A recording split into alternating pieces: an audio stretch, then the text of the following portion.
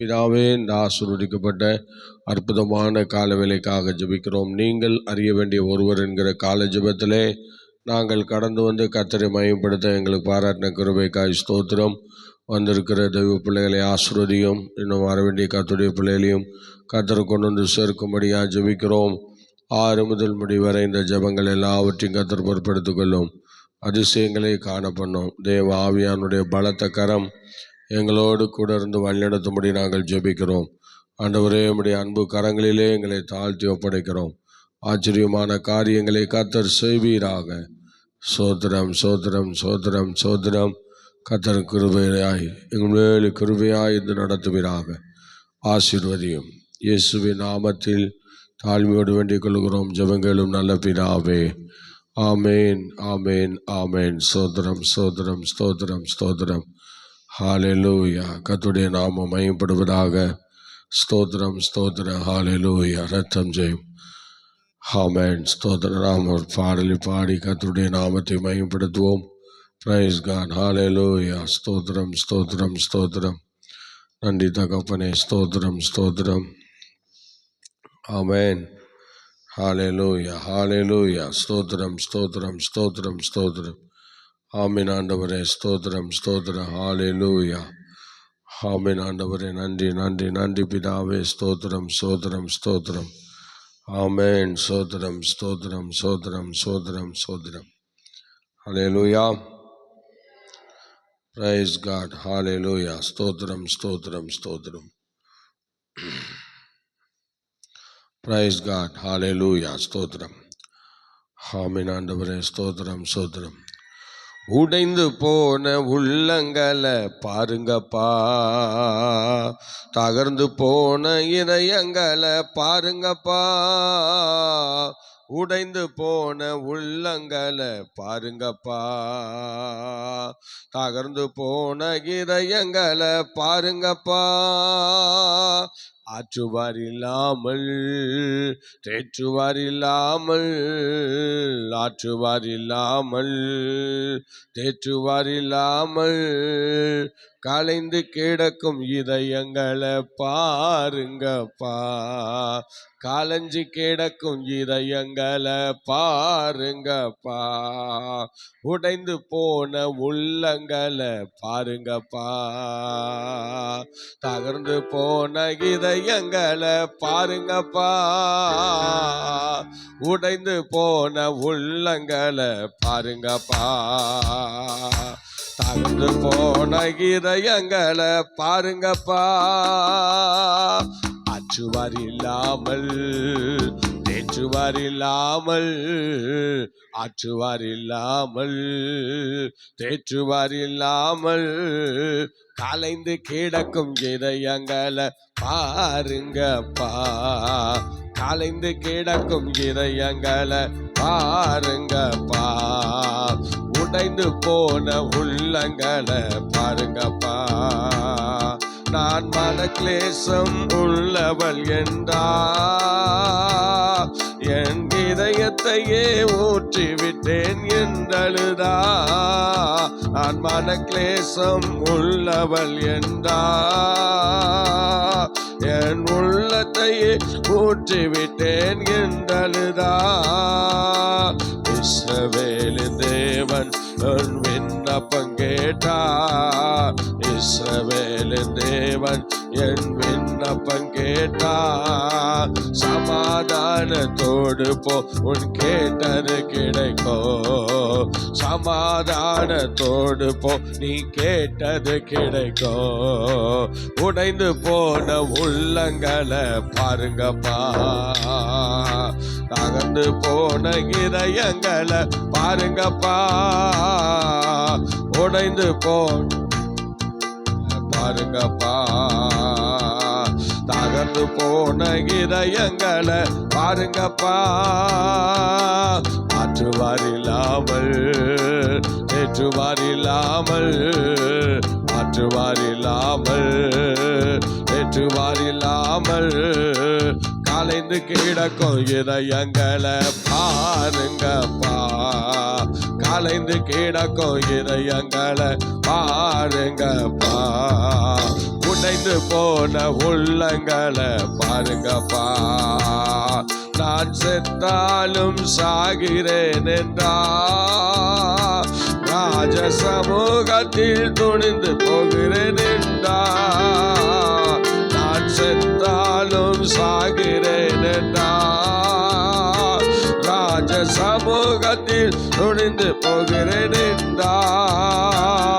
நான் ஜனங்களுக்காக தன்னை தியாகம் செய்தாலே, நம் ஜனங்களுக்காக தன்னை தியாகம் செய்தாலே, அந்த எஸ்தரை போல் துணிந்து சொல்ல கிருபை தாங்கப்பா. அந்த எஸ்தரை போல் துணிந்து செல்ல கிருபை தாங்கப்பா. உடைந்து போன உள்ளங்களை பாருங்கப்பா.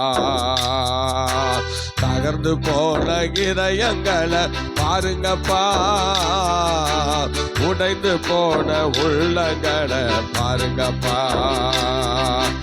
தகர்ந்து போன இதயங்களை பாருங்கப்பா. மாற்றுவார் இல்லாமல், ஏற்றுவார் இல்லாமல், மாற்றுவார் இல்லாமல், ஏற்றுவார் இல்லாமல், கலைந்து கிடக்கும் இதயங்களை பாருங்கப்பா. கலைந்து கிடக்கும் இதயங்களை பாருங்கப்பா.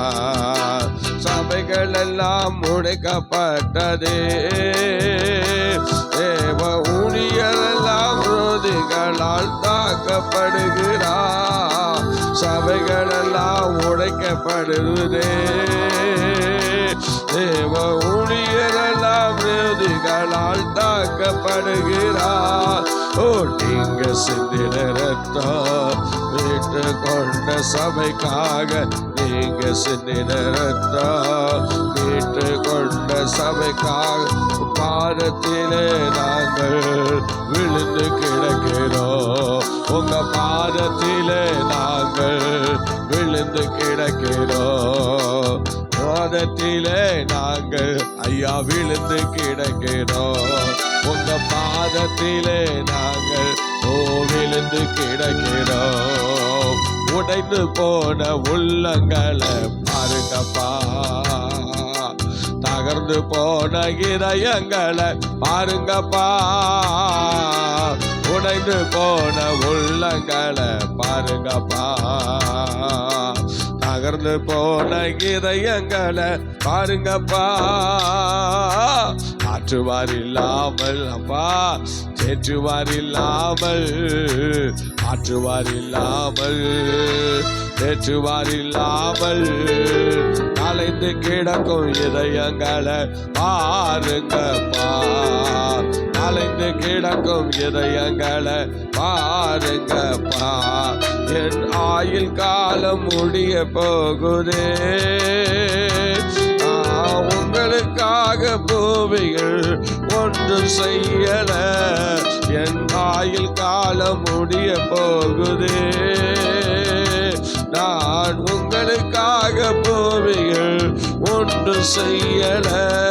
உங்க வருகையை காணோம் ஐயா நெருங்கி வருகுதே. உங்க வருகையை காணோம் ஐயா நெருங்கி வருகுதே. உங்க பாதத்திலே நான் விழுந்து கிடக்கிறேன். உங்க பாதத்திலே நான் விழுந்து கிடக்கிறேன். உடைந்து போன உள்ளங்களை பாருங்கப்பா. தகர்ந்து போன இதயங்களை பாருங்கப்பா. உடைந்து போன உள்ளங்களை பாருங்கப்பா. தகர்ந்து போன இதயங்களை பாருங்கப்பா. மாற்றுவார் இல்லாமல், ஏற்றுவார் இல்லாமல், மாற்றுவார் இல்லாமல், ஏற்றுவார் இல்லாமல், கலைந்து கிடக்கும் இதயங்களை பாருங்கப்பா. கலைந்து கிடக்கும் இதயங்களை பாருங்கப்பா. உடைந்து போன உள்ளங்களை பாருங்கப்பா. தகர்ந்து போன இதயங்களை பாருங்கப்பா. உடைந்து போன உள்ளங்களை பாருங்கப்பா. சபைகள் எல்லாம் கொழியிலே ஒரு இமை பொழுதில் மறுரூபமாக வேணுமே. சபைகள் எல்லாம் உங்க வருகையில் ஒரு இமை பொழுதில் மறுரூபமாக வேணுமே. அன்னைக்கு கைவிடப்பட்டோ புலம்பி அழுவா, கைவிடப்பட்டோ புலம்பி அழுவா. மறுரூபமானவர்கள் ஓ ஆளுகை செய்வார். மறுரூபமானவர்கள் அவர் ஆளுகை செய்வார். உடைந்து போன உள்ளங்களை பாருங்கப்பா, தகர்ந்து போன இதயங்களை பாருங்கப்பா. உடைந்து போன உள்ளங்களை பாருங்கப்பா, தகர்ந்து போன இதயங்களை பாருங்கப்பா. ஆற்றுவார் இல்லாமல் ஏற்றுவார் இல்லாமல், ஆற்றுவார் இல்லாமல் ஏற்றுவார் இல்லாமல் கலைந்து கிடக்கும் இதயங்களை பாருங்கப்பா. கலைந்து கிடக்கும் பாருங்கப்பா. உடைந்து போன உள்ளங்களை பாருங்கப்பா, உடைந்து போன உள்ளங்களை பாருங்கப்பா. சபைகளெல்லாம் உங்க வருகையில் ஒரு இமை பொழுதில் மறுரூபமாக வேணுமே. சபைகளெல்லாம் உங்க வருகையில் ஒரு இமை பொழுதில் மறுரூபமாக வேணுமே. கைவிடப்பட்டோ புலம்பி அழுவா, கைவிடப்பட்டோ புலம்பி அழுவா.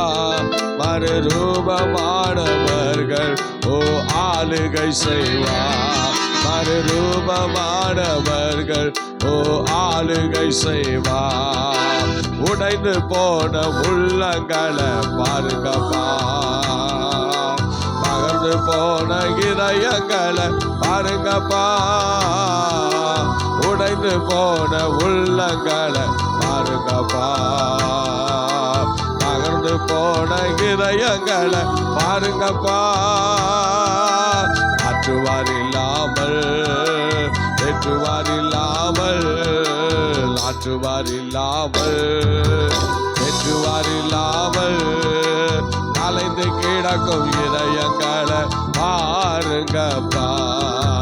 கலைந்து கிடக்கும் இதயங்களை பாருங்கப்பா. உடைந்து போன உள்ளங்களை பாருங்கப்பா, நகர்ந்து போன இதயங்களை பாருங்கப்பா. உடைந்து போன உள்ளங்களை பாருங்கப்பா, நகர்ந்து போன இதயங்களை பாருங்கப்பா. ஆற்றுவார் இல்லாமல் ஏற்றுவார் இல்லாமல், ஆற்றுவார் இல்லாமல் ஏற்றுவார் இல்லாமல் கலைந்து கிடக்கும் இதயங்களை பாருங்கப்பா. கலைந்து கிடக்கும் இதயங்களை பாருங்கப்பா. உடைந்து போன உள்ளங்களை பாருங்கப்பா, தகர்ந்து போன இதயங்களை பாருங்கப்பா. உடைந்து போன உள்ளங்களை பாருங்கப்பா, தகர்ந்து போன இதயங்களை பாருங்கப்பா. உடைந்து போன உள்ளங்களை பாருங்கப்பா, தகர்ந்து போன இதயங்களை பாருங்கப்பா. ஆற்றுவார் இல்லாமல் ஏற்றுவார் இல்லாமல், ஆற்றுவார் இல்லாமல் ஏற்றுவார் இல்லாமல் கலைந்து கிடக்கும் இதயங்களை பாருங்கப்பா. கலைந்து கிடக்கும் இதயங்களை பாருங்கப்பா. கலைஞ்சு கிடக்கும் இதயங்களை பாருங்கப்பா. கலைஞ்சு நிறைஞ்சு கிடக்கும் இதயங்களை பாருங்கப்பா. ஹல்லேலூயா, ஹல்லேலூயா, ஹல்லேலூயா. ஓரிவாரா ஷதனம ஹல்லேலூயா.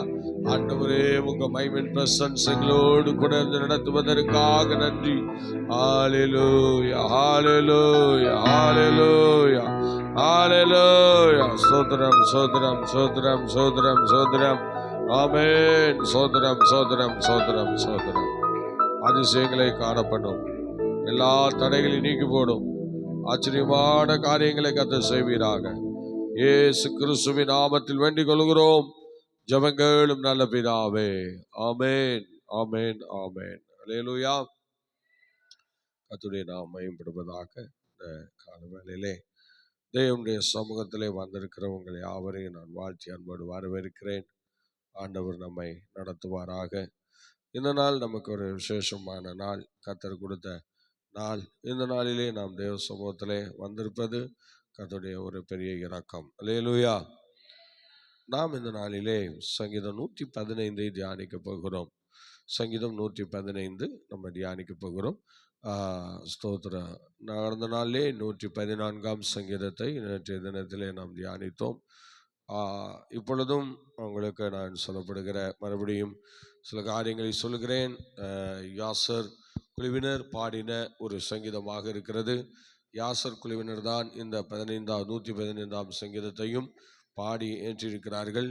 அது மாத்திரமல்ல, இந்த 113ஆம் சங்கீதம் முதல் 118ஆம் சங்கீதம் வரை, அடுத்தது 136ஆம் சங்கீதமும் இது பண்டிகை காலங்களிலே பாடப்படுகிற ஒரு பாடலாக காணப்படுகிறது. அல்லேலூயா. பண்டிகை காலங்களிலே பாடப்படுகிற ஒரு பாடலாக காணப்படுகிறது. இந்த சங்கீதம் நமக்கு ஒரு பெரிய ஆசீர்வாதத்தை கொண்டு வரும். ஸ்தோத்திரம். ஆகவே இது ஒரு ஸ்தோத்திர பாட்டாக இருக்கிறது என்பதை நான் உங்களுக்கு ஏற்கனவே சொல்லியிருக்கிறேன். இயேசு கிறிஸ்து ராபோஜன பந்தியிலே பாடின ஸ்தோத்திர பாட்டு என்று சொல்லுகிறது இந்த பாடலை தான், இந்த சங்கீத பாடல்களை தான் குறிக்கிறார்கள்.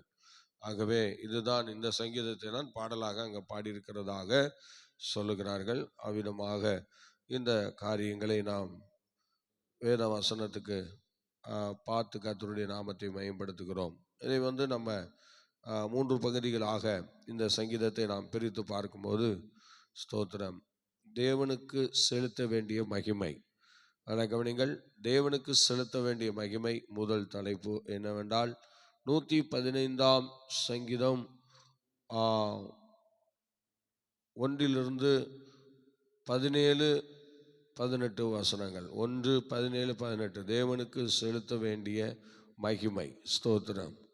தேவனுக்கு நாம் செலுத்த வேண்டிய ஒரு மகிமையை குறிக்கிறது. ஆகவே ஸ்தோத்திரம், அவ்விதமாக தேவனுடைய நாமத்தை நாம் மகிமைப்படுத்தலாம்.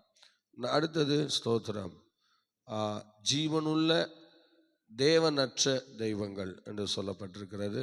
அதிலே ஸ்தோத்திரம் 115 2-8 வசனங்கள் அவ்விதமாக சொல்லப்படுகிறது. 3வது பகுதி தேவனுடைய பரிசுத்த ஆசீர்வாதங்கள் 9ஆம் வசனம் முதல் 15ஆம் வசனம் வரை சொல்லப்படுகிறது. ஆகவே இவ்விதமாக இந்த வேத பகுதி ஸ்தோத்திரம் காணப்படுகிறது. 3 பகுதியாக இதை நாம் பிரித்திருக்கிறோம். ஸ்தோத்திரம். வசனம் 1 படிக்கலாம், படியுங்கள். வசனம் 1 படியுங்கள்.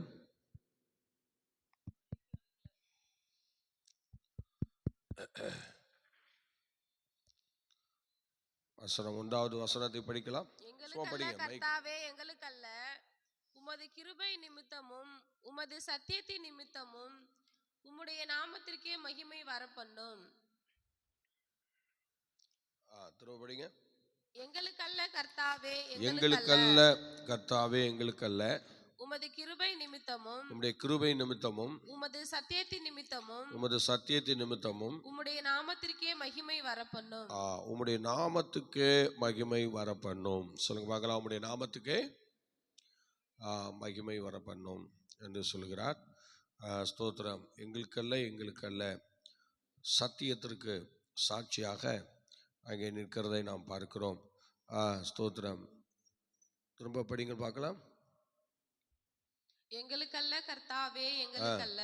எங்களுக்கல்ல கர்த்தாவே எங்களுக்கல்ல, உமது கிருபை நிமித்தமும் உமது கிருபை நிமித்தமும் உமது சத்தியத்தின் நிமித்தமும் உமது சத்தியத்தின் நிமித்தமும் உம்முடைய நாமத்திற்கே மகிமை வரப்பண்ணும். உமது நாமத்துக்கே மகிமை வர பண்ணும் என்கிறதான காரியத்தை நாம் பார்க்கிறோம். இது வந்து அந்நாளின் சங்கீதம், அந்நாளின் சங்கீதத்திலே ஒரு வார்த்தையாக இதை சேர்த்திருக்கிறார்கள். ஆகவே ஸ்தோத்திரம், அந்நாளின் ஜெபம் இந்த ஜெபத்தோடு இணைக்கப்படுகிறது. ஆகவே இந்த ஜெபமானது ஸ்தோத்திரம், அந்நாள் எப்படி ஜெபித்தாங்களோ அந்த கிருபையை கொண்டு, அந்த கிருபையின் வார்த்தைகளை கொண்டு பேசினாங்களோ தேவனுடைய ஆலயத்தில், அதே போல தான் ஸ்தோத்திரம் இந்த வசனங்களையும் அதோடு இணைக்கிறார்கள்.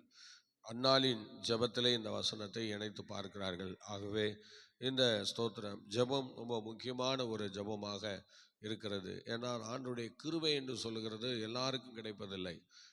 அந்நாளை போன்ற சிலருக்கு தான் ஆண்டவர் இந்த கிருபைகளை தருகிறார். அவருடைய சமூகத்திலே வந்து நிற்கிற, அவருடைய சமூகத்திலே வந்து சோத்திரம் பணிந்து கொள்ளுகிற அவளுக்கு தான் இந்த கிருபை உண்டாகிறது. சோத்திரம் எப்படி சொல்லார் பாருங்க, எங்களுக்கல்ல கர்த்தாவே எங்களுக்கல்ல, படிங்க, எங்களுக்கல்ல கர்த்தாவே எங்களுக்கல்ல, உமது கிருபை நிமித்தமும் உமது கிருபை நிமித்தம், உமது சத்தியத்தின் நிமித்தமும், ஆமா உமது சத்தியத்தின் நிமித்தம், உம்முடைய நாமத்திற்கே மகிமை வரப்பண்ணும். ஆமா உம்முடைய நாமத்துக்கே மகிமை வர பண்ணும். அல்லேலூயா, ஸ்தோத்திரம். அது அன்னாளுடைய வாழ்க்கையில் அப்படியே நடந்தது. ஸ்தோத்திரம், தேவனுடைய நாமம் மகிமைப்படுவதாக.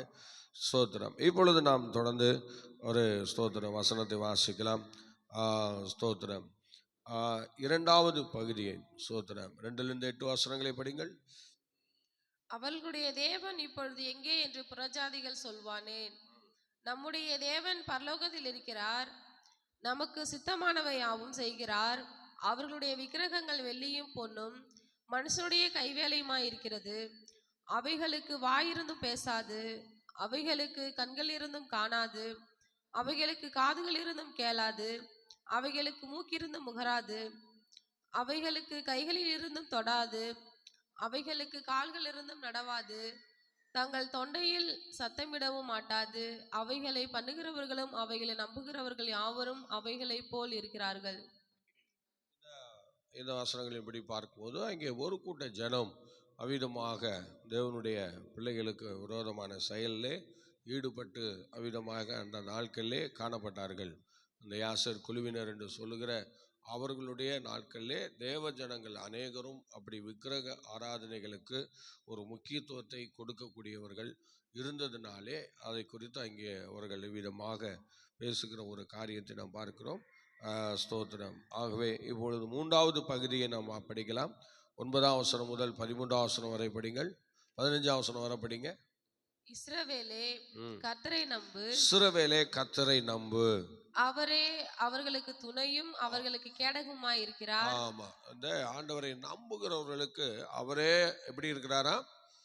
துணையும் கேடகமாய் இருக்கிறார். நம்பணும். நம்புகிற யாரு நம்புறாங்களோ அவங்களுக்கு துணையும் கேடகமாய் இருக்கிறார். சோதனை, அவரை நம்புகிற தேவனுடைய பிள்ளைகள் எத்தனை பேர் இருந்தாலும் சரி, அவளுக்கு அவர் துணையாக ஒரு கேடகமாக அவரோடு கூட பயணிடுகிறார், அவரோடு கூட வருகிறார். ஆகவே எனக்கு பிரியமானவர்களே, இன்னைக்கு நம்முடைய நம்பிக்கை எப்படி இருக்கிறது? இன்னைக்கு நம்ம நம்பிக்கை, ஆண்டவர் நம்ம கூட வந்துட்டு இருக்கிறாரா? நம்முடைய பயணங்களில் தேவன் இருக்கிறாரா? நம்முடைய வாழ்க்கை பயணத்தில் கர்த்தர் தான் கூட வராரா? தெரியுமா? ஸ்தோத்திரம். யோசித்து பாருங்கள். அடுத்த வசனம் படிங்க. ஆரோன் குடும்பத்தாரே கர்த்தரை நம்புங்கள், ஆரோன் குடும்பத்தாரே கர்த்தரை நம்புங்கள், அவரே அவர்களுக்கு துணையும் அவரே அவருக்கு துணையும் அவர்களுக்கு கேடகமாய் இருக்கிறார். பாருங்கள், அப்ப இதுல ஆரோன் குடும்பத்தாரை கூப்பிடுகிறார். ஆரோன் குடும்பத்தார்னா லேவி குடும்பம், உங்களுக்கு தெரியும், மோசேயுடைய குடும்பம். அந்த குடும்பத்தை அவர் சொல்லுகிறார், ஆரோன் குடும்பத்தாரே சோதனை. ஏன்னா அந்த ஆசாரியர்கள் ஆண்டவரை தான் நம்பி இருக்கணும், வேற வழி கிடையாது.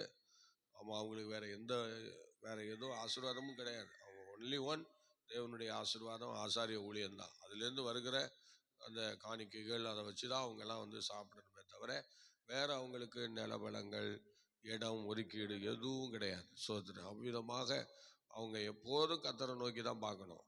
வேற எந்த விஷயத்துக்கும் எங்கேயும் போக முடியாது, கர்த்தரே சார்ந்து இருக்கணும். அடுத்த வருஷம் படிங்க.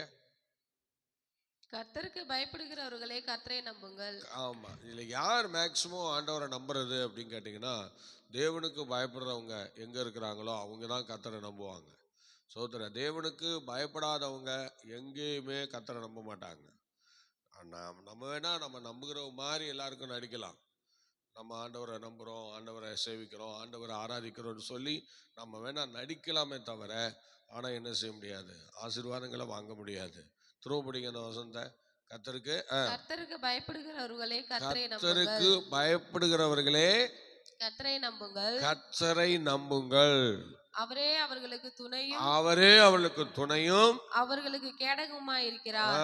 சில இடங்கள்ல நம்ம ஆண்டவருக்கு நம்ம ஆண்டவரை நம்புகிற மாதிரி ஒரு சூழ்நிலை தான் இருக்கும். ஆனா உண்மையான நம்பிக்கை இருக்காது. கர்த்தர் பேர்ல உண்மையான ஒரு நம்பிக்கை இருக்காது. யோசிச்சு பாருங்க, எத்தனை பேருடைய வாழ்க்கையில இன்னைக்கும் ஆண்டவரை நம்புகிறது போல தானே நம்ம சில விஷயங்கள்ல இருக்கோம். நம்புகிறது போல இருக்கும், ஆனா உண்மையான நம்பிக்கை கிடையாது. எல்லாம் குறைவுள்ள ஒரு வாழ்க்கை. குறைவுள்ள ஒரு வாழ்க்கைக்கு நேராக தான் நம்ம நடத்தப்படுகிறோம். நல்லா யோசிச்சு பாருங்க.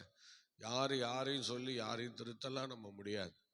அவங்கவுங்க ஒவ்வொரு மனசுலே அவங்கவுங்க ஒரு காரியத்தை நியமித்து அந்த பாதையில தான் எல்லாம் ஓடுறாங்களே தவிர, ஸ்தோத்திரம், நான் தேவனுக்கு பயப்படுறேன், நான் இப்படி தான் வாழணும், நான் இப்படி தான் இருக்கணும், யாராவது சொல்லி கொடுத்தா கூட அதை நம்ம நினைவு செய்யறதில்லை, ஏற்றுக்கொள்வதில்லை.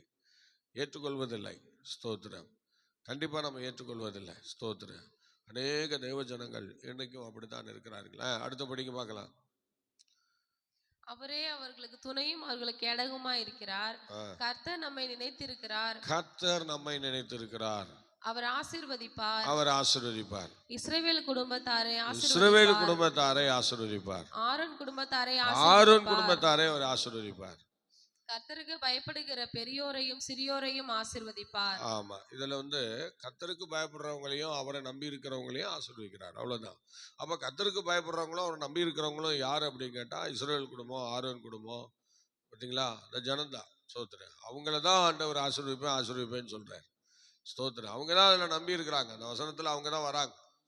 யோசிச்சு பார்த்தீங்களா, அவங்க தான் அந்த இடத்துக்கு வராங்க. அப்போ அவங்க கர்த்தருக்கு பயந்து இருக்கனால கர்த்தர் அவங்கள ஆசீர்வதிக்கிறார். யோசிச்சு பாருங்க. ஆகவே எனக்கு பிரியமானவர்களே, நீங்கள் நானும் கர்த்தருக்கு பயந்திருப்போமானால் கர்த்தர் நம்மை ஆசீர்வதிப்பார். அல்லேலூயா.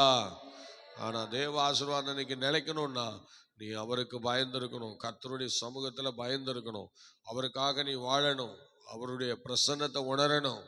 ஸ்தோத்திரம். ஒவ்வொரு நாளும் தேவனுடைய ஒரு மகிமைக்குள்ளாக நம்ம தங்கி இருக்கணும். ஒவ்வொரு நாளும் கர்த்தருடைய சமூகத்துக்குள்ள இவன் என்ன சொல்றது, நான் என்ன கேட்பது இல்லை. ஸ்தோத்திரம். நீ கர்த்தருக்கு பயப்படுறவனா இருந்தா நீ நடுங்கணும் கர்த்தருக்கு முன்பாக. பைபிள் வசனம் அப்படிதான் சொல்லுது. கர்த்தருக்கு பயப்படுகிற பயத்தினால் என் உடம்பு சிலிர்க்கிறது என்று சொல்லுகிறார். யோசித்து பாருங்கள். சோதரன் சங்கீதக்காரன் ஆகிய எஸ்ரா சொல்லும்போது, கர்த்தருக்கு பயப்படுற இந்த பயம் என்னை சிலுக்குது, என் உடம்பெல்லாம் சிலுக்குது அப்படிங்கிறார். சோதரன் யோசிச்சு பாருங்க. அவர் வாழ்ந்த நாட்களிலே அவ்விதமாக கர்த்தருக்கு பயப்படுகிற பயத்தோடு ஆசாரிய ஊழியத்தை அவர் செய்திருக்கிறார். இன்னைக்கு எந்த பயமும் இல்லாம கர்த்தருக்கு நம்ம ஊழியம் பண்றோம். ஆனால் அருமையான தெய்வ பிள்ளையே, அன்னைக்கு ஆசார ஊழியம் செய்தவர்கள் சோதரன் கர்த்தருடைய சமூகத்தில் நடுங்கி திகைத்து தான் தேவனுடைய ஊழியத்தை செய்திருக்கிறார்கள். நடுங்கி திகைத்தாக்கும் கர்த்தருடைய வேலையை செய்யணும். ஏதோ சாதாரணமா நம்ம வேலையை பண்ண முடியாது. சோதரம், என் வசனத்துக்கு நடுங்குறவனை தான் நான் நோக்கி பார்ப்பேன் வரை கர்த்தர் சொல்றேன். ஓகே, அடுத்த வாசிங்க பார்க்கலாம். கர்த்தருக்கு பயப்படுகிற பெரியோரையும் சிறியோரையும் ஆசீர்வதிப்பார். கர்த்தருக்கு பயப்படுகிற பெரியோரையும் சிறியோரையும் அது கன்ஃபார்ம் ஆசீர்வதிப்பார். உங்களையும் உங்கள் பிள்ளைகளையும் வர்த்திக்க பண்ணுவார். ஆமா, இது என்ன செய்கிறார்? கடைசியாக உங்களையும் உங்க பிள்ளைகளையும் என்ன பண்றாரு? வர்த்திக்க பண்ணுவார். சொல்லுங்க, என்ன பண்றாரு? வர்த்திக்க பண்ணுவார். ஸ்தோத்திரம். உங்களையும் உங்க பிள்ளைகளையும் அவர் என்ன பண்ணுகிறாரா? வர்த்திக்க பண்ணுகிறார். அடுத்த வாசிங்க. அடுத்த படிங்க. வானத்தையும் பூமியையும் படைத்த கர்த்தராலே நீங்கள் ஆசீர்வதிக்கப்பட்டவர்கள். அல்லேலூயா. சொல்லுங்க, வானத்தையும் பூமியும் படைத்த கர்த்தராலே நீங்க எப்படிப்பட்டவர்கள்? ஆசீர்வதிக்கப்பட்டவர்கள். ஸ்தோத்திரம். அந்த அந்த சூழ்நிலையில நாம நடந்து போனாதான் ஸ்தோத்திரம், தேவனுடைய ஆசீர்வாதம் இன்றைக்கு அந்த இஸ்ரவேல் குடும்பம், ஆரோன் குடும்பம், அவங்களுக்கு இந்த ஆசீர்வாதம்லாம் ரொம்ப கெட்டி இருக்கிறது. காரணம், அந்த ஜனங்கள் தேவனுக்கு பயப்படும் போது அந்த ஆசீர்வாதம் உண்டாகும். தேவனுக்கு பயப்படலைன்னா எதுவுமே நடக்காது. அதனால கர்த்தருக்கு பயப்படுகிற பயம்தான் 115வது சங்கீதத்தில் ஆசீர்வாதங்கள் எல்லாம் கொண்டு வருது. ஸ்தோத்திரம். ஆசீர்வாதங்கள்லாம் உங்களுக்கு வந்து சேர காரணம் கர்த்தருக்கு பயப்படுகிற பயம். அந்த சிறியோர் முதல் பெரியோர் வரை யார் ஆண்டவருக்கு பயந்தாலும் அவங்கள கர்த்தர் ஆசீர்வதிக்கிறார், அவங்கள ஆண்டவர் மேன்மைப்படுத்தி இருக்கிறார். சரி, இப்போ நீங்க ஸ்தோத்திரம் 16ஆம் வசனம் படிங்க. வானங்கள் கர்த்தருடையவைகள், வானங்கள் கர்த்தருடையவைகள், பூமியோ பூமியோ மனுபுத்திரருக்கு கொடுத்தார். இப்பதான் என்ன செய்கிறார்? மனுபுத்திரருக்கு கொடுத்திருக்கிறார். வானங்கள் கர்த்தருடையவைகள். ஸ்தோத்திரம். வானங்கள் கர்த்தருடையவைகள். நமக்கும் வானத்துக்கும் சம்பந்தம் இல்லை, அது தேவன் தங்கியிருக்கிற இடம். ஸ்தோத்திரம். வானங்கள் என்று சொல்லும்போது 3 வானங்கள். இந்த வார்த்தையிலே 7 வானங்கள் என்று சொல்லுகிறது அவங்க ஒரு தியானத்தில் பேசுகிறார்கள் என்று சொல்லுகிறார்கள். ஆனாலும் 7 வானங்கள் என்று சொல்கிறது அது அப்படி வேதத்தில் 7 வானங்கள் என்கிற அந்த அர்த்தங்கள் இல்லை. வேதத்தில் 3 வானம் வரைக்கும் தான் இருக்குது. ஆனால் சிலர் அதை 7 வானம் என்று அதை என்ன செய்கிறார்கள்? சித்தரித்து அது 7 வானங்களாக அறிவிப்பு கொடுக்குறாங்க, சொல்கிறாங்க. ஆனாலும் 7 வானங்கள் என்று அடுக்கடுக்காக 7 வானம்லாம் கிடையாது. வானம் என்று சொல்லுகிறது 3 வானம். ஸ்தோத்திரம். ஆண்டவர் அது முதல் வானத்தை ஃபர்ஸ்ட் நம்ம படைக்கிற பார்த்தீங்களா, ஆதியிலே தேவன் வானத்தையும் பூமியையும் சிருஷ்டித்தார் என்று சொல்லப்படுகிறதுல அதுதான் பூமி, அதுதான் வானம். விண்ணுலகமும் மண்ணுலகமும் ரெண்டும் ஒரே நாளில் உருவாக்குறார். அவ்வளோதான். சோத்திரம். அதுதான் பரலோகம் அந்த முதல் வானம். சோத்திரம். அன்னைக்கு படைத்த முதல் வானம். அந்த வானத்துக்கு கீழே வேற எந்த வானத்தையும் அப்போ ஆண்டவர் உண்டாக்கல, ஒரு வானத்தை தான் படைக்கிறார். அந்த ஒரு வானம் தான் பரலோகம் என்று சொல்லப்படுகிறது. அந்த ஒரே வானம்தான் பரலோகம் என்று சொல்லப்படுகிறது. ஆகவே அந்த பரலோகத்தை ஆண்டவர் அங்கே படைத்து விட்டு விண்ணுலகிலே பூமியை அந்த பூமியை என்ன செய்கிறார்? உண்டாக்குகிறார். பாருங்கள், வானத்தையும் பூமி சிருஷ்டித்தார் என்று முதல் வசனம் சொல்லுகிறதே. விண்ணுலகையும் மண்ணுலகையும் ஒன்னா சிருஷ்டித்த தேவன். அதுக்கப்புறம்தான் அவர் என்ன செய்கிறார்? வானத்தை படைக்கிறார். அதுக்கப்புறம் அந்த மற்ற 2 வானங்கள்லாம் அதுக்கப்புறம் தான் படைக்கப்படுகிறது. சோதரன். அதில் அந்த வானத்துல தான் அவர் சந்திரனையும் சூரியனையும் நட்சத்திரங்களையும் வைக்கிறார். அதுதான் வெளிச்சம் தருது. ஸ்தோத்திரம். ஆனால் இது ஆரம்பத்தில் அவர் சொன்ன வெளிச்சம் அதுவும் வேற, இந்த வெளிச்சம் வேற. இந்த வெளிச்சம் வந்துட்டு போயிடும். ஆனால் தேவன் சொன்ன வெளிச்சம் நித்திய வெளிச்சம், அது எப்போதும் நம்ம கூட இருக்கும். ஸ்தோத்திரம். அது எல்லாருக்கும் இல்லை, அது யாரெல்லாம் ஏற்றுக்கொள்கிறாங்களோ அவங்களுக்கு மாத்திரம் அந்த வெளிச்சம் இருக்கும். ஏற்றுக்கொள்ளாதவங்களுக்கு அந்த வெளிச்சம் வராது. அதை யார் சந்தோஷமாக அந்த வெளிச்சம் எனக்கு வேணும் என்று ஏற்றுக்கொள்கிறாங்களோ அவங்களுக்கு தான் அந்த வெளிச்சம் போகும்.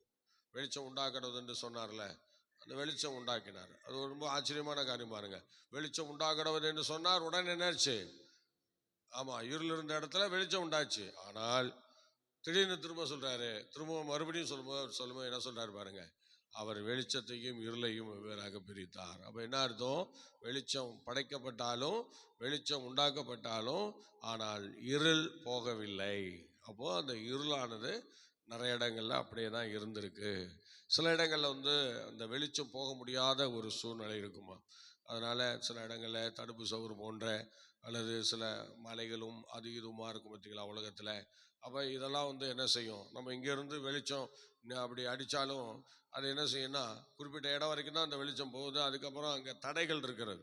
அந்த தடைகளால் அந்த வெளிச்சம் எல்லா இடத்துக்கும் போக முடியல. அதே போல தான் ஆண்டவர் இங்கே வெளிச்சம் உண்டாக்கணும் என்று சொன்ன பிறகு அந்த ஏற்றுக்கொள்ளக்கூடிய நிலையில இருக்கிற எல்லாம் என்ன செய்யும்? ஏற்றுக்கொண்டுச்சு. ஸ்தோத்திரம். அதுக்கப்புறம் கொஞ்சம் அப்படியே அந்த இருளுகள் அப்படியே இருந்துகிட்டு தான் இருந்தது. அப்போதான் தேவன் அதை வெவ்வேறாக பிரிக்கிறார். ஸ்தோத்திரம். இல்லை, இந்த இருளுக்கு பேர் இருளும் என்றும் இரவுக்கு பேர் இரவு என்றும் இருளுக்கு பேர் இருள் என்று வச்சு இருளை தனியாக ஒதுக்கிட்டாரு, வெளிச்சத்தை தனியாக ஒதுக்கிட்டார். ஆக இங்கே அதுக்கப்புறம் தான் அவர் என்ன பண்ணுறாரு? சந்திரனை 4ஆம் நாள் படைக்கிறார். வானத்தை படைத்து, ஸ்தோத்திரம், வானத்தை படைத்து அதில் சூரிய சந்திரனை நட்சத்திரங்களையும் வைத்து அது பகலை ஆள பெரிய சுடன், இரவை ஆள சிறிய சுடன் என்றெல்லாம் வைத்து அன்னைக்கு அந்த வெளிச்சத்தை இந்த பூமிக்கு அவர் அனுப்புகிறார். அல்லேலூயா, சத்தமா. ஆமா, ஸ்தோத்திரம். இப்போ அந்த வெளிச்சம் அன்னைக்கு வந்தது, அப்படி இந்த பூமி பண்ணுச்சு. அதுக்கப்புறம் இயேசு வந்தாரு. I am the light of the world, நான் இந்த உலகத்துக்கு வெளிச்சமா இருக்கிறேன் என்று வந்தார். ஆனால் வந்தவரை எல்லாரும் என்ன செய்யல? ஏற்றுக்கொள்ளலை. ஏதோ கொஞ்சம் பேர் தான் ஏற்றுக்கிட்டாங்க. ஆனால் மிச்சம் எல்லாம் ஏதோ ஒரு சாக்க சொல்லி ஏதோ ஒரு சூழ்நிலையை சொல்லி எல்லாத்தையும் அப்படியே விட்டுட்டாங்க. ஆண்டவர் இயேசு கிறிஸ்துவை அப்படியே என்ன செய்துட்டாங்க, விட்டுட்டாங்க. அதனால இப்ப எல்லாரும் அந்த இயேசுவை, அந்த விசுவாசம், அந்த வெளிச்சத்தை இதயத்துக்குள்ளே வைக்கவில்லை. ஏதோ சிறிய நபர்கள், சின்ன சின்ன குடும்பங்கள், இந்த மாதிரி சில நபர்கள் தான் இன்னைக்கு ஆண்டவரை பற்றி கொண்டால், சில தேசங்கள் தான் ஆண்டவரை பிடித்திருக்கிறது. இன்னும் எவ்வளோ பேர் இந்த இயேசு கிறிஸ்துவாகிய ஒளி யாருக்குள்ளும் போகாமல் இருக்கிறது. அது உள்ளே போகாமல் எத்தனையோ இடங்கள் இன்னைக்கும் காலியாக இருக்கிறது. சோத்திரம். அந்த ஒளிக்கு இயேசு கிறிஸ்துவனுடைய வெளிச்சத்தை தான் அவரை சோத்திரம் ஒப்பிடுகிறார்கள். ஆகவே எனக்கு பிரியமானவர்களே, இந்த நாளிலே வானங்கள் அதுக்கப்புறம் தான் வானங்கள் உண்டாக்கப்பட்டது. சொல்லுங்க பார்க்கலாம், என்ன உண்டாக்கப்பட்டது? வானங்கள் கர்த்தருடையவைகள். சொல்லுங்க, யாருடையவைகள்? ஆமா, இதுல யாருக்கும் சம்பந்தம் கிடையாது. சோத்திரம். வானங்கள் கர்த்தருடையவைகள். 3 வானங்கள். முதலாவது வானம் பரலோகம், மூன்றாவது அதுக்கப்புறம் சூரிய சந்திரன் இதெல்லாம் வைக்குவதற்கு, அப்புறம் திரும்ப கோள்கள் வருவதற்கு, சுத்துவதற்கு, இப்படி ஒரு 3 வானங்களை அவர் ஏற்படுத்துகிறார். ஏற்படுத்தி வைத்து விட்டு இப்ப சொல்றார், வானங்கள் யாருடையவைகள்? கர்த்தருடையவைகள். வானங்கள் கர்த்தருடையது, அதுக்கும் நமக்கும் சம்பந்தம் இல்லை. சோத்திரம். அது தேவனுடையது, அது அவர் பார்த்துக் கொள்வார். சோத்திரம். ஆகவே ஸ்தோத்திரம். அடுத்தது நம்ம வாசிக்கிறோம். வாசிகள் பார்க்கலாம். 17 பாருங்க. படிங்க, 17 படிங்க. மரித்தவர்களும் மௌனத்தில் இறங்கினவர்களும் அனைவரும் கர்த்தரை துதியார்கள். அனைவரும் கர்த்தரை துதிக்க மாட்டாங்க. இது முதல் என்றென்றைக்கும் கர்த்தரை ஸ்தோத்திரிப்போம். இதுல யார் தேவனை உண்மையா தொழுது கொள்றா என்று சொல்லும்போது, மரித்தவர்களும் மௌனத்தில் இறங்கினவர்களும் கர்த்தரை துதிக்க மாட்டாங்க. ஆனால் யார் உண்மையா இருக்கிறாங்களோ, அவரை துதிக்கிறாங்களோ, ஸ்தோத்திரம், அவருடைய வார்த்தையை அவர் உள்ளுக்குள்ள கொண்டு போறாங்களோ, அவங்கதான் கர்த்தரை துதிக்கிறவங்க. அதான் என்ன சொல்றாரு பாருங்க, மரித்தவர்களும் மௌனத்தில் இறங்கினவர்களும் அனைவரும் கர்த்தரை துதியார்கள். நாமோ இது முதற்கொண்டு என்றென்றைக்கும் கர்த்தரை ஸ்தோத்தரிப்போம். அல்லேலூயா. ஆமா, இது முதற்கொண்டு என்றென்றைக்கும் கர்த்தரை ஸ்தோத்தரிப்போம் என்று சொல்லுகிறார். அப்ப கர்த்தரை துதிக்கிறதற்கும் ஆண்டவர் ஸ்தோத்திரம் நம்மை அநேகரை பழக்கி வைக்கிறார். அந்த சூழ்நிலையில நம்மை கொண்டு வருகிறார். ஆகவே இப்பொழுது நீங்கள் ஸ்தோத்திரம் சில வசனங்களை நாம் படித்து கர்த்தரை மகிமைப்படுத்துவோம். 115 12 படிங்க பார்க்கலாம். ஸ்தோத்திரம். படிங்க. கர்த்தர் நம்மை நினைத்திருக்கிறார், அவர் ஆசீர்வதிப்பார், இஸ்ரவேல் குடும்பத்தாரை ஆசீர்வதிப்பார். அவரு சில குடும்பத்தாரை மாத்திரம் இந்த அதிகாரத்துல பர்டிகுலரா ஆசீர்வதிக்கிறத நம்ம பார்க்கிறோம். அது அப்படிப்பட்ட ஒரு சூழ்நிலையை அங்கே கொடுக்குறார். நீங்க வாசிங்க, சங்கீதம் 92:12 நீங்க படிங்க பார்க்கலாம். 92:12. ஸ்தோத்திரம். சீக்கிரம் படிங்க, மனப்பாடமே படிக்கலாமே. 92:12. நீதிமான் பனையை போல் செழித்து லீபனோனுள்ள கேதுரு போல வளருவான். சொல்லுங்க பார்க்கலாம், என்ன செய்வான்? ஆமா, நீதிமான். அதான் நீதிமானுடைய அந்த குடும்பம் தான் ஆசீர்வதிக்கப்படுகிறது. நீதிமானுடைய குடும்பங்கள்ல தான் ஆண்டவருடைய ஆசீர்வாதம் தங்குகிறது. நீங்க ஆகாய் புஸ்தகம் 2ஆம் அதிகாரம் 19ஆம் வசனம் படிங்க. ஆகாய் 2:19. ஆகாய் 2:19 படிக்கலாம். களஞ்சியத்தில் இன்னும் விதை தானியம் உண்டோ? திராட்சை செடியும் அத்தி மரமும் மாதள செடியும் ஒலிவு மரமும் கனி கொடுக்கவில்லையே? நான் இன்று முதல் உங்களை ஆசீர்வதிப்பேன் என்று சொல்லுகிறார் என்றான். அதான், அதுங்க கனி கொடுத்தாலும் கொடுக்காட்டாலும் இஸ்ரவேல் குடும்பத்தை கன்ஃபார்மா ஆசீர்வதிக்கிறது உறுதி. நீதிமானுடைய குடும்பத்தை ஆண்டவர் ஆசீர்வதிக்கிறது உறுதி. எவ்வளோ அருமையா சொல்றாரு பாருங்க. நல்லா கவனிங்க. நான் இன்று முதல் உங்களை ஆசீர்வதிப்பேன். யாத்ராமத்தின் புஸ்தகம் 2ஆம் அதிகாரம் 24-25 படிங்க பார்க்கலாம். அவர்கள் ஸ்தோத்திரம் ஆசீர்வாதம் என்று சொல்லுகிறது எப்படி வருகிறது பார்க்கலாம். படிங்க பார்க்கலாம்.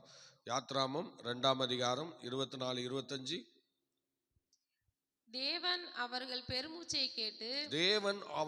பெருமூச்சை கேட்டு தம் ஆபிரகாமோடும் ஈசாக்கோடும் யாக்கோபோடும் செய்த உடன்படிக்கையோடும் நினைவு கூர்ந்தார். தேவன் இஸ்ரவேல் புத்திரரை கண்ணோக்கினார். தேவன் அவர்களை நினைத்தருளினார். நல்லா கவனிக்கணும். தேவன் நினைத்தருளினார். இன்னைக்கு இஸ்ரவேல் குடும்பத்தாரை தேவன் அன்னைக்கு நினைத்தருளினார். அதுதான் தேவனுடைய ஆசீர்வாதம். அடிமைத்தனத்திலே அவர்கள் கடந்து சித்திரவதை அனுபவிக்கும் போது, தீமைகளை அனுபவிக்கும் போது தேவன் அவர்களை நினைத்தருளினார். சொல்லுங்க, யார் நினைத்தது? கர்த்தர் நினைத்தருளினார். அப்ப ஒவ்வொரு சோத்திரம் ஆரோன் குடும்பத்தாரை, இஸ்ரவேல் குடும்பத்தாரை, அன்னைக்கு எகிப்தில் இருந்த வேதனைப்பட்ட அவங்கள தேவன் நினைத்தருளினார். எப்படிப்பட்ட ஆசீர்வாதம் பாருங்க. கர்த்தர் இன்னைக்கு நம்ம எவ்வளோ கஷ்டத்துல நஷ்டத்துல பிரச்சனையில இருக்கும்போது யாராவது ஒருத்தர் நம்ம நினைக்க மாட்டாங்களா? யாராவது ஒருத்தர் நமக்கு உதவி செய்ய மாட்டாங்களா? யாராவது ஒருத்தர் நமக்கு அன்பா இருக்க மாட்டாங்களா? இதை செய்ய மாட்டாங்களான்னு சொல்லி எத்தனை பேர் நம்ம கஷ்டப்படுவோம். நல்லா யோசிச்சு பாருங்க. எத்தனை பேர் நம்ம கஷ்டப்படுவோம். ஆம் கர்த்தருடைய பிள்ளை, யாராவது ஒருத்தர் வரமாட்டாங்களா? சோத்திரம். ஒரு வயதான தகப்பனும் தாயும் வழி தவறி காட்டு பக்கம் போயிட்டாங்க. காட்டு சைடு போயிட்டாங்க. போயிட்டே இருக்கிறாங்க. அவர்கள் போயிட்டே இருக்கும்போது பாதை தெரியல, பாதையை விட்டுட்டாங்க. அதனால அவங்க இப்போ நடுக்காட்டில் போய் மாட்டிக்கிட்டாங்க. காட்டில் மாட்டிக்கிட்டாங்க. ஆனால் அவர்கள் ஆண்டவரை அறிந்தவர்களாக இருந்ததுனால ஜெபம் பண்ணுறாங்க. ஆண்டவரே, நாங்கள் தெரியாமல் இங்கே மாட்டிக்கிட்டோம், எங்களுக்கு ஒரு நல்ல பாதையை காமிக்கணும்னு சொல்லி எப்படியோ அழுது புலம்பி 2 பேரும் முட்டி போட்டு ஜெபம் பண்ணாங்களா. ஜெபம் பண்ண பிறகு திடீர்னு ஸ்தோத்திரம், அந்த இடத்துல ஒரு நாடை அணிந்த ஒரு மனுஷன் யாரோ ஒருத்தர் நடந்து போகிறது மாதிரி ஒரு ரூபம் ஒன்று தெரிஞ்சுது. அந்த ஸ்தோத்திரம் தெரிஞ்ச உடனே அந்த யாரோ போகிற மாதிரி தெரியுது. வா வா வா, நடந்து போகிறாங்க பாருன்னு சொல்லிட்டு புருஷன் பொண்டாட்டி 2 பேரும் அந்த அந்த போகிற அந்த தெரிகிற அந்த நபரை தேடி அப்படியே போயிட்டே இருக்கிறாங்க. அவங்க போய் சேர்ற வரைக்கும் அவங்கள பிடிக்கவே முடியல. அவரை பிடிக்கவும் முடியல அவங்களுக்கு. அவங்க போய் சேர்ந்துடுறாங்க. அவங்க போய் சேர்றாங்க. ரொம்ப ஒரு ரோட்டு மார்க்கம், ஒரு மெயின் ரோடு ஒன்று வருது. அந்த ரோட்டில் போய் இந்த காடு ஜாயிண்ட் ஆகுது. அதில் போய் அவங்க ஏறிடுறாங்க. அவர் ஏறி அந்தாண்ட போயிடுறாங்க. இவங்க கொஞ்சம் அப்படி மேட்டை இப்படி மேலே இவங்கள கை கொடுத்து மனைவியை தூக்கி எடுத்து ரோட்டில் ஏற்றிட்டு அப்படி திரும்ப பார்த்தா ஒருத்தரையும் காணும். எல்லாம் அவர் போயிட்டார். அவ்வளோதான். போகிறதுக்கு சான்ஸ் இல்லையா. போனால் காட்டுக்குள்ளேயே திரும்ப போவாங்க. ரோட்டில் மெயின் ரோட்டில் பார்த்தா, மெயின் ரோடு பெரிய ரோடு போகுதா, அந்த ரோட்டில் ஒருத்தருமே இல்லையா, காடு தான் இருக்குது. அதனால் அவங்க ரொம்ப அதிசயப்பட்டார்கள். அந்த நேரத்தில், யாருமே நினைக்காத நேரத்தில் திடீர்னு ஆண்டவர்கிட்ட ஜெபம் பண்ண பிறகு கர்த்தர் நினைத்தார் பாருங்க. அது மாதிரி நினைக்கிறது என்று சொல்லுகிறது, நினைத்தருளுகிறது என்று சொல்லுகிறது. அந்த மாதிரி ஒரு வேதனையில் தான் இஸ்ரவேல் ஜனங்களும் அந்த அடிமைகளாக எகிப்திலே காணப்பட்டார்கள். தேவன் அவர்களை நினைவு கூர்ந்தார். இன்னைக்கு நம்மையும் எத்தனையோ இடங்கள்ல கர்த்தர் அவ்விதமாய் நினைவு கூறுகிறார். அவ்விதமாய் நினைவு கூர்ந்து தான் கர்த்தர் இன்றைய வரைக்கும் கர்த்தர் நம்மை நடத்துகிறார். நீங்கள் அடுத்த ஒரு வசனம் படிங்க பார்க்கலாம். யாத்ராமத்தின் புஸ்தகம் 16:12 படிங்க. யாத்ராமம் 16:12. ஸ்தோத்திரம், சீக்கிரம் படிங்க. ஸ்தோத்திரம், ஹல்லேலூயா. இஸ்ரவேல் குடும்பத்தார் அதை ஓயாமல் அளந்தார்கள். மிகுதியாய் சேர்த்தவனுக்கு மீதியானதும் இல்லை, கொஞ்சமாய் சேர்த்தவனுக்கு குறைவானதும் இல்லை. யாத்ராமம் 2ஆம் அதிகாரம் 16 படிங்க. 2:16 படிங்க. மீதியாம் தேசத்து ஆசாரியனுக்கு 7 குமாரத்திகள் இருந்தார்கள். அவர்கள் தங்கள் தகப்புடைய ஆடுகளுக்கு தண்ணீர் காட்டும்படிக்கு அங்கே வந்து தண்ணீர் மொண்டு தொட்டிகளை நினைப்பிறார்கள். அப்பொழுது மேய்ப்பர்கள் வந்து அவர்களை துரத்தினார்கள். மோசே எழுந்திருந்து அவர்களுக்கு துணை நின்று அவர்களுடைய ஆடுகளுக்கு தண்ணீர் காட்டினான். 12ஆம் வசனம் படிங்க.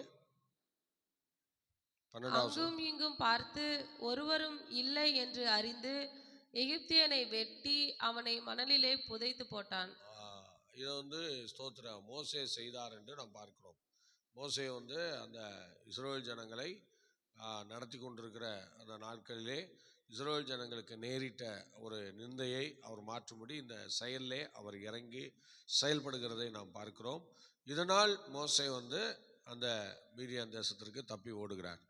தப்பி ஓடும் பொழுது தான் அங்கே போய் அவர் ஒரு குடும்ப வாழ்க்கையை அந்த இடத்துல தேவன் அவளுக்கு ஏற்படுத்துகிறதாக நம்ம பார்க்கிறோம். அல்லேலூயா.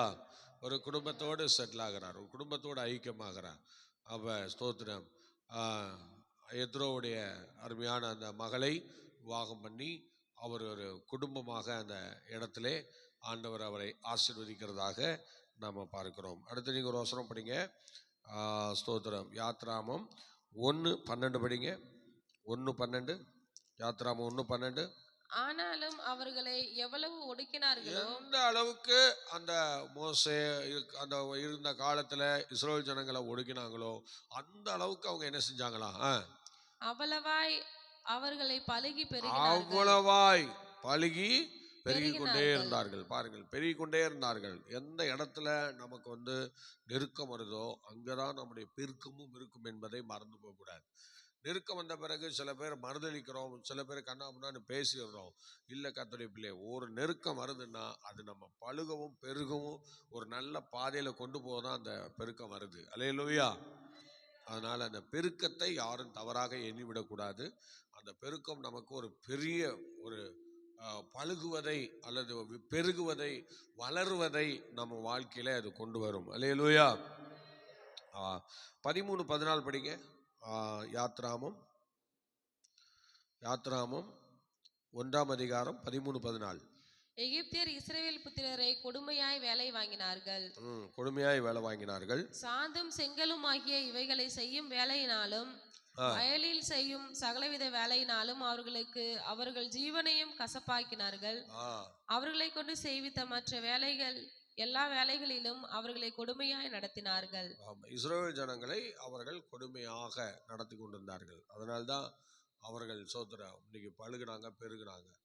அவங்க நினைச்சது என்னன்னா, நம்ம இவனை குணப்படுத்தினா இவனை குறைஞ்சிருவானோ, இவனை அவ்வளவுதான் அழிஞ்சிருவானோன்னு சொல்லி நினைச்சாங்க. ஆனா இவங்க எந்த அளவுக்கு அங்க பாரத்தை அதிகரிக்கிறாங்களோ, சுமையை அதிகரிக்கிறாங்களோ, வேலையை அதிகரிக்கிறாங்களோ, அந்த அளவுக்கு இவங்க பெருகிட்டே இருந்த ஒரு சரித்திரத்தை இந்த இடத்துல நம்ம பார்க்கிறோம்.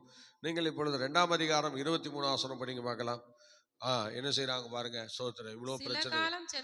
சில காலம் சென்ற பின்பு எகிப்திய ராஜா மரித்தான். இஸ்ரவேல் புத்திரர் அடிமைத்தனத்தினால் தவித்து முறையிட்டுக் கொண்டிருந்தார்கள். அவர்கள் அடிமைத்தனத்திலிருந்து முறையிடும் சத்தம் தேவ சந்நிதியில் எட்டினது. அடிமைத்தனத்திலிருந்து முறையிடும் சத்தத்தை தேவ சந்நிதியில் போய் ஏறிச்சு. அல்லேலூயா. நல்லா கவனிக்கணும். அவங்க தேவ சமூகத்தில் அந்த ஆரோன் குடும்பத்தார் முறையிட்டாங்க, இஸ்ரவேல் குடும்பத்தார் முறையிட்டாங்க. அவர்களை தேவன் நினைத்தாருன்னா பாத்தீங்களா எந்த அளவுக்கு ஆண்டவர் ஜனத்து மேல நம்பிக்கை வச்சிருக்கிறார். உடனே முறையிடுறாங்க. வேற யாரும் கிடையாது அவங்களுக்கு, அவங்க தேவனை தவிர அவங்களுக்கு வேற யார் இருக்கா? அதனால தேவன் அவளை நினைவு கூறுகிறார். ஸ்தோத்திரம். நீங்க படிக்கலாம். 3:8 படிங்க. யாத்ராமம் 3:8. அவர்களை எகிப்தியரின் கைக்கு விடுதலையாக்கவும் அவர்களை அந்த தேசத்திலிருந்து நீக்கி கானானியரும் ஏத்தியரும் எமோரியரும் பெரிசியரும் ஏவியரும் எபூசியரும் இருக்கிற இடமாகிய பாலும் தேனும் ஓடுகிற நிலமும் விசாலமான தேசத்தில் கொண்டு போய் சேர்க்கவும் இறங்கினேன். இப்பொழுதும் இஸ்ரவேல் புத்திரரின் கூக்குரல் என் சந்நிதியில் வந்து எட்டினது. எகிப்தியர் அவர்களை ஒடுக்குகிற ஒடுக்குதலையும் கண்டேன். பாருங்கள், தேவன் அதை காண்கிறார். தேவன் அதை கண்டு அவர்களை அவ்விதமாக வெளியே கொண்டு வருகிற அந்த அனுபவத்தை நாம் பார்க்கிறோம். ஆகவே ஸ்தோத்திரம். நீங்கள் 1 சாமுவேல் 1:19 படிங்க பார்க்கலாம். இது இஸ்ரவேல் குடும்பத்தாரை தான் அவர் இப்ப நினைவு கூர்ந்து வருகிறார். படிங்க பார்க்கலாம். ஆரோன் குடும்பத்தார், லேவி குடும்பத்தார். 1 சாமுவேல் 1ஆம் அதிகாரம் 19ஆம் வசனம். அன்னாளுடைய வார்த்தை படிங்க. அன்னாளை கர்த்தர் நினைத்தருளினார். சொல்லுங்க பார்க்கலாம். அன்னாளை கர்த்தர் நினைத்தருளினார். ஸ்தோத்திரம். இவங்க யாரு? அன்னாள் யாரு? சொல்லுங்க பார்க்கலாம். அன்னாள் யாரு? அவளும் ஆரோன் குடும்பம் தான். சொல்லுங்க. அவங்களும் யாரு? அவங்களும் இஸ்ரேல் குடும்பம் தான். ஸ்தோத்திரம். அன்னாள் வேற ஒருத்தி இல்லை, அவர்களும் லேவி குடும்பத்தை சார்ந்தவர்கள். அவர்களும் லேவி குடும்பத்தை சார்ந்து லேவி குடும்பத்திலே உள்ளவர்கள். அல்லேலூயா, அல்லேலூயா. அதனால அவர்களும் லேவி குடும்பத்தை சார்ந்தவர்கள், அவர்களும் இஸ்ரேல் குடும்பத்தை சார்ந்தவர்கள். ஆகவே எனக்கு பிரியமானவர்களே, அவர் என்ன செய்கிறார் பாருங்கள். தேவன் அன்னாளை நினைவு கூர்ந்தார். சொல்லுங்க பாருங்க. யாரை நினைவு கூர்ந்தார்?